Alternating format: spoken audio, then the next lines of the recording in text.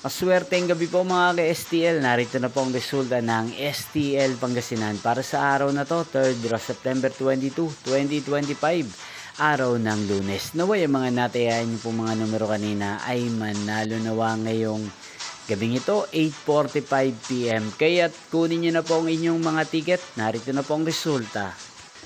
Ang mga numerong nanalo sa STL Pangasinan ngayong gabing ito, September 22, 2025. 8:45 PM, third draw result 16 at 12 in exact order, again 16 at 12.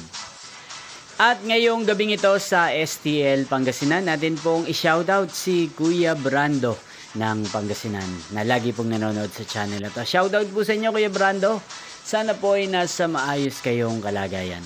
Inyo pong napanood ang resulta ng STL Pangasinan sa channel na to, Roderick Hernandez TV.